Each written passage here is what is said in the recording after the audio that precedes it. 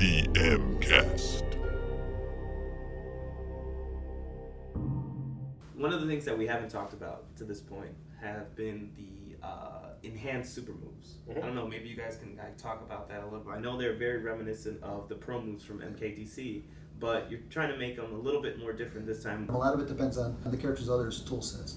Like somebody like Sub-Zero, his are simpler. Like he's either got normal ice ball or he's got the longer beam freeze. He's got the slide that's normal move, but the enhanced version does more hits. And then like some other characters, the moves will actually be pretty different. Like Katana's, she can actually hold one with fans to extend the combos longer. For people that aren't sure, don't know what an enhanced special is, basically it's just every fighter's special move, especially if they have, you can burn 1 bar of your super meter to enhance it. We're supposed to call it enhancement. Yes. To buff it up. Do you like that? Very good. Very good. I like that. So for some characters, that'll be if they have a projectile, they throw 2 projectiles, or that projectile may have a different property. Like Paula was saying, Sub-Zero's ice ball, is a ball, so you can jump over it, things like that. His enhanced version is an ice beam, which you can't really jump over because it's extended across the entire screen. A lot of the enhanced attacks seem to be harder to dodge. Yeah. So some will do more damage. Better versions. Yeah, some do more damage, some will be hard to dodge. We try to keep the flavor of the base attack in there, so there's not something completely divergent. Like, Sub-Zero throws the ice ball, but his enhanced version is he teleports, and it doesn't make any sense, right? So they're all based on the move that they kind of come from. But it is cool because we get to kind of reimagine. So it's kind of a way where we get reimagine. So it's like we're never going to take away Sub-Zero's ice ball or Scorpion spear, right? Makes no sense.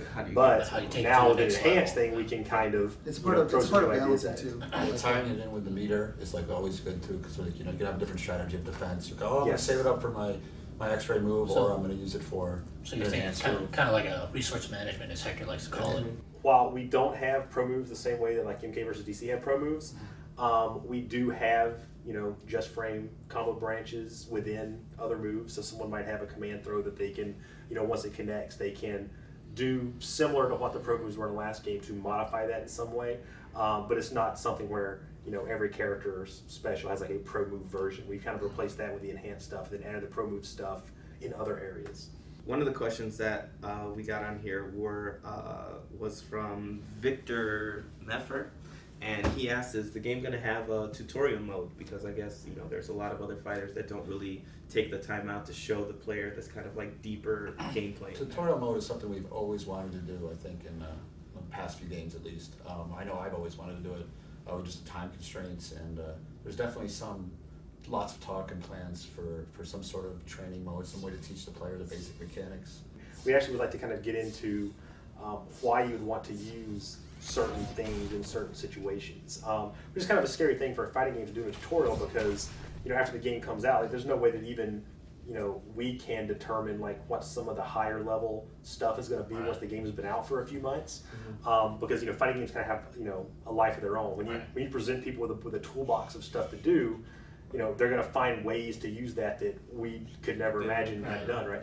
But we do want to make sure that there's we can kind of, the things that we do know we can control, like why you would want to block here or use a combo breaker here kind and whatnot. Like just equipping them with the basic tool set of so that they know how to protect themselves or or pull off unique moves against us. Yeah, like how you would do something is very important, right? The raw inputs, but something else is equally or maybe more important is why would you do it? Yeah. And so if we do get a cool tutorial mode in there, we definitely like to explore that avenue instead of just giving people raw.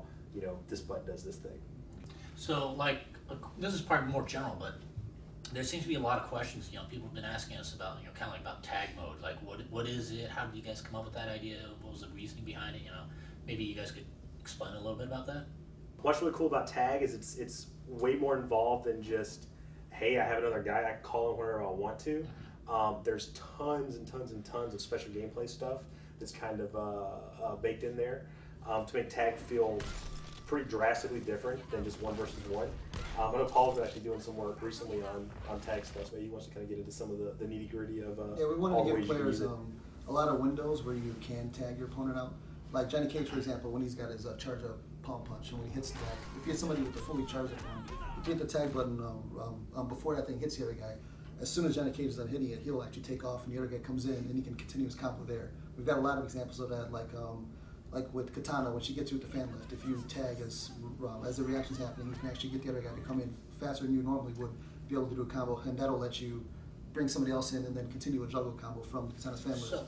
So in effect, it's actually really important, like who you decide you want your second character, because it's like it actually appearance affects of your characters will affect how they work together. So like Sub-Zero doesn't have a pop up, but if you have Katana, you can catch the guy in a fan lift and then tag in Sub-Zero, and then you can do Sub-Zero's big combo. And then we've also got a bunch of the characters' normal combos where you'll be able to tag in the middle of them. So with like somebody like Johnny Cage, he's got a 3-hit punch combo. It's like an elbow, palm fist, and then a kick.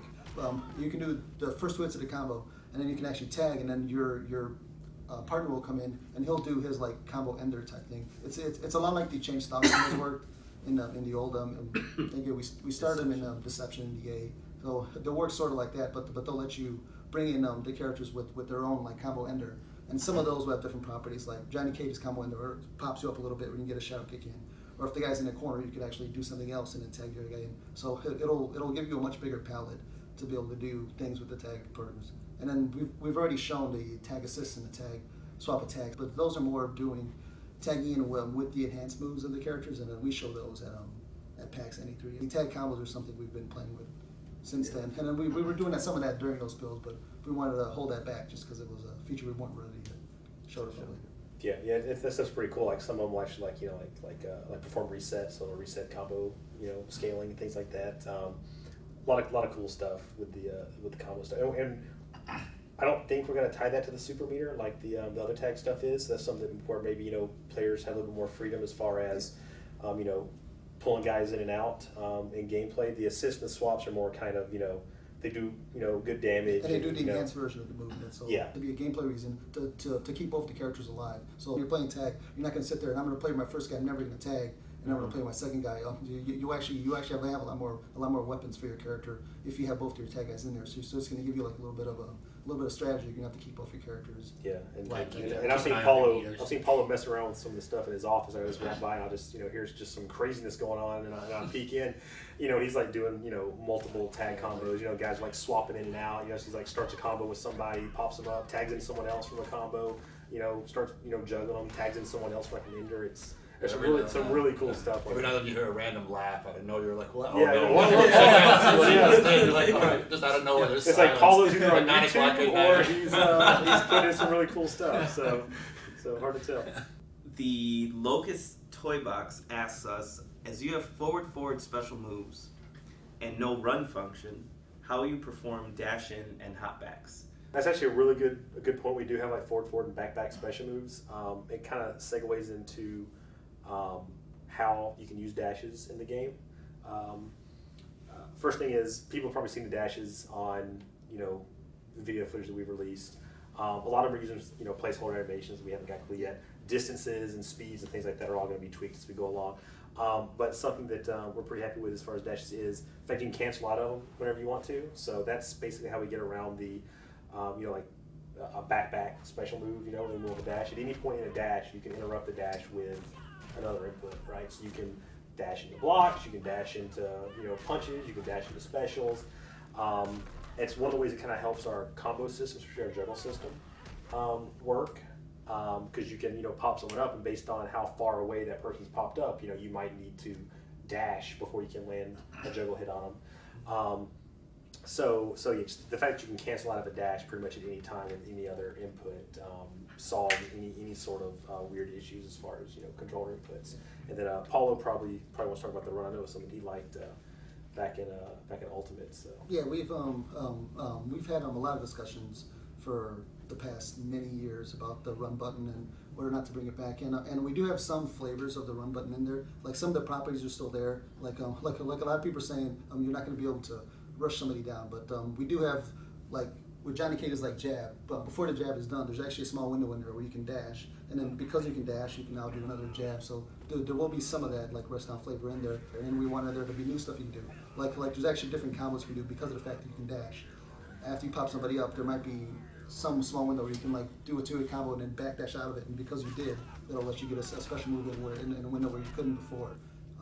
Right, yeah, like you might not be able to perform a 2-in-1 from a particular attack, but you can combo into a dash, and because of that, you can dash and then dash cancel that into the special. So if you're fast enough, then you'll be able to insert in a special move somewhere where you normally would not be able to easily. So really, yes, it's kind of an advanced thing, cancels and things like that. But it opens up the palette of what a character can do, or what a player can do with a character as far as combo is concerned. Yeah, we wanted to make sure that you're pretty much always either attacking or escaping. We didn't want there to be a lot of situations where the victim is sitting in a reaction defenseless. We wanted to make sure that all the combos are sort of compact, where you do your thing quick and then you're out, and then you guys are back to. Yeah, that's something we're really trying to make sure this time around that. The player has control as often as possible. I mean, obviously, it's impossible to say, "Hey, anytime you get an input, you'll do something." You can't really do that in a fighting game because there needs to be, times where you're out of control because you're stunned or in a reaction, things like that. But we free up characters, or we free up players way quicker now that we have MKast. So a lot of the reaction people saw at E3 and PAX were temporary ones from last game, and we haven't gone through and swapped laterals out or timed them differently. But a lot of them we had where you would be knocked down and lie down for a while. We maybe would have changed it to something where he knocks down on one hand and gets up into it. Yeah. So it's you're out of the game and back into the interaction a lot quicker. Yeah. Plus we have quick get ups and things like that. So even some of those situations, once you hit the ground, you can actually roll out of it. Characters have certain special moves they can do in wall during the get up. So like Scorpion, in the middle of his get up, he can actually teleport out of there. So if somebody knocks you down and they're coming to rush you down, you've actually got a small window where you can do a quick get up and then get out of there before you can even get hit.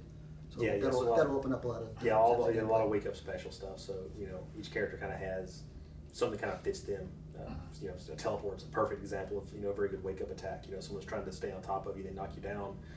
If you crank out that wake up attack, now you teleport, and all of a sudden everything's kind of reset. Yeah, what Johnny Cage can do is flip kick. So if somebody knocks you down and they're trying to time their jump kick, you can actually do a wake up flip kick in a small window. You can actually beat the jump kick because of it. Yeah, it gets into like invulnerability frames, and, some more higher level kind of fighting game stuff. But all that stuff is faithfully represented. So what you're saying is this is going to be a pretty deep fighting game. Yeah. I mean, the goal is MK is lauded for being super accessible, right? And, like, things are just really cool, and people can just pick it up, and you can sit on the couch with your friends that aren't really fighting game guys and have a whole lot of fun. And that's still true. Yeah, we're never going to get away from that.